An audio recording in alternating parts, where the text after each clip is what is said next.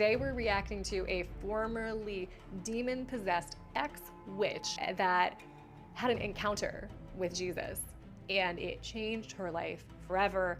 And she put her testimony out there. It's 2-something hours long. It's amazing. It's the most powerful testimony I've ever heard. So let's watch it together. I started to get really desperate. I was overwhelmed with despair, and I started to feel that if I don't find out why I'm really here and what the truth is, I don't want to be here anymore.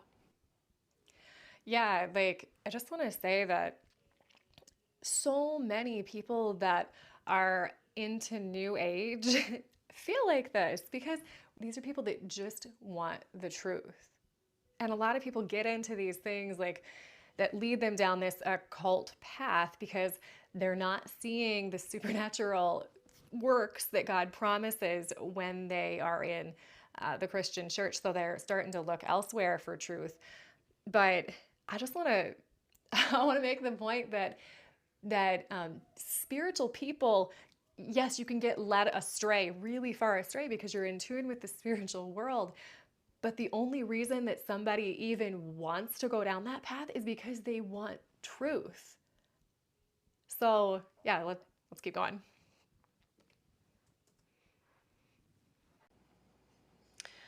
So I got really desperate, and I started to cry out to God, or the universe, as I then called it. So I decided.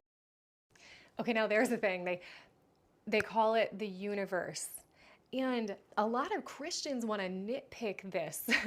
But the way I see it is the universe is God's power. And I think that's how a lot of people that are into spiritualism and stuff like that, they view the universe as this ultimate power that they can't really explain, that they know controls everything, that everything's made of and formed of. And this actually aligns with the Christian view of the power that you see from God, not God himself. Now that is where I think the difference is that true Christianity true Christianity believes that God is a being, an entity, a person, somebody that you can have a relationship with. And that is where there's this fine line between, okay, I'm talking to the universe, the power that I see working here, or I have this connected relationship with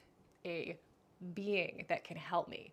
And so many people that want that connection, because we all have this hole inside of us that longs for a spiritual wholeness, like a fullness, and we try to fill that. And people that are into spiritual stuff, they want that hole to be filled, and so they look to a higher, not just a higher power, but a higher being to help them see the spiritual realm and see what's going on and see what actions they should take in their life. And this is where spirit guides come in and people connect with those beings to fill that hole. And there's so many stories out there where those spirit guides will turn on the very people that they were helping for so long and do all sorts of crazy, horrible things. But so when she's talking about the universe here, she is talking to whoever that being is out there that controls it all. That's who she's aiming at. So I think the bottom line is she's crying out to the unknown God. That's in Acts with Paul, like he's talking to these people that have a shrine to this unknown God. They don't know who it is. That's who she's talking to when she starts this journey. So let's keep going. That I was going to sit every day outside of my house under a tree, and instead of doing my yoga practice, I was going to sit and I was going to ask God to show me the truth. So I did that every day. All right, how many of us have that kind of devotion to God? How many Christians actually have that kind of devotion to God? You know, these people that are into New Age practices, they will sit and meditate or talk to their spirit guides for hours.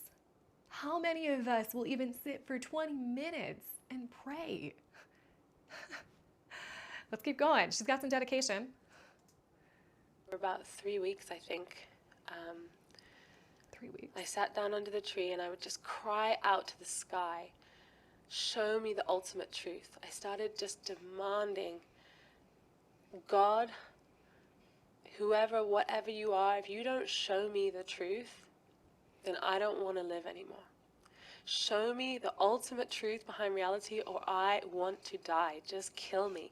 Because I could not go on in this vacuous, painful existence, not understanding why I'm here, why any of this is happening. I said, if you don't show me the truth, I don't want to do this anymore. I'd rather just leave. I'd rather just die. Because being here on earth is essentially so entirely pointless if you don't know who made you and why you're here. We all crave. It's so true. We all have this as humans, this deep need for a connection with our creator, and we search all over the place for it. Purpose as humans. We need a purpose. We need to understand why we're alive. And we can fill our heads with ideas about what that is, but if we don't know our creator and what he purposed us for, then we're just deceiving ourselves. That's so true. There are so many ways to be able to find your purpose, and a lot of people that don't believe in God find a life purpose that they commit to that's bigger than them. And I think that's what's really important. But if you don't find God's purpose for you, you won't fill that hole. You might have an earthly purpose that tries to fill it, but you won't find your true purpose that leads you to the next life. We're not really arriving at our true purpose, but instead we're just distracting ourselves until we die. I said, I don't want to do this anymore. So I get so desperate. My heart posture was really desperation. And I'm screaming at the sky every day, show me the ultimate truth. You show me. I am not leaving until you show me. I started demanding truth like I have never, ever asked for anything in my life. And just a quick comment here that we can demand truth. You know, not whiny demanding, but like, show me the truth about something. And if we're persistent, he will show us. We just gotta ask, and we gotta keep asking. She said that she did this for 3 weeks before she got an answer. One day, I was sitting under the tree, and I was screaming at the sky, show me the ultimate truth, show me the ultimate truth. I want the real big T truth, because all these little truths I have with the small t, they're not it. I've read every book on every religion. I've read every book on every philosophy, spiritual modality. I know everything about the universe according to all these books and philosophies and ancient wisdom traditions, and I still feel there's a big T truth that I'm not getting, and you have to show me. So I'm screaming this at the sky, and then I close my eyes. And when I open my eyes again,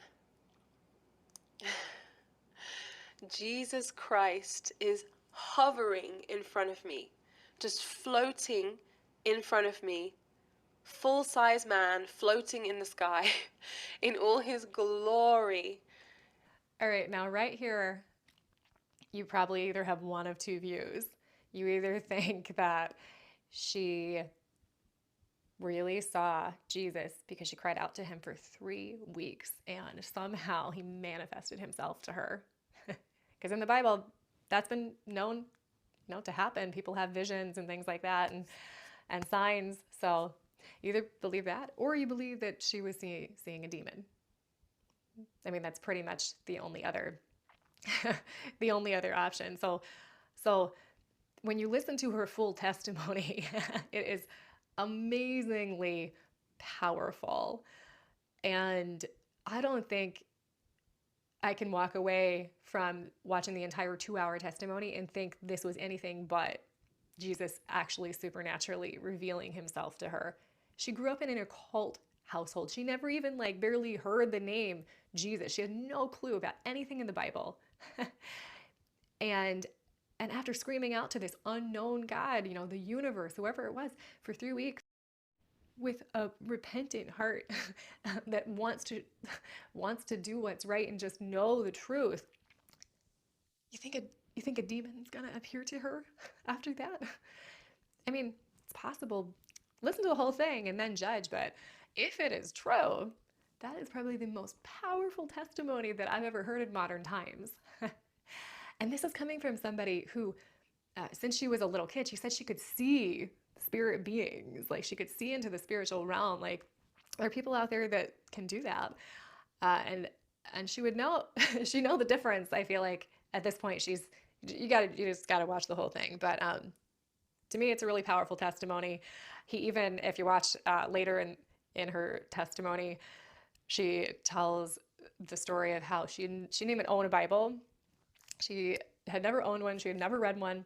And in her dreams at night, Jesus would teach her from, like, starting from the beginning, the Bible.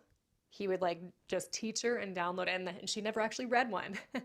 And she knew the scriptures. The first time she finally actually got a real Bible and opened it and read it, she was like, whoa, this is what he taught me. Like, I mean, you can't make this stuff up, right? Let's keep going. And wonder and just this incredible, perfect golden light emanating from him. And I don't know if I was in the spirit realm or if I was still sitting there, but everything felt like I was in the spirit because I just zoomed in on him. And I don't know how long I was just staring at him. Then I opened my mouth and I said, "You are Jesus Christ." So I had no way of knowing that.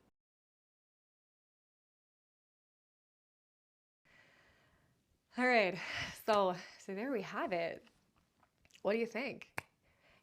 Before responding or commenting on here, I would highly recommend you check out her entire video.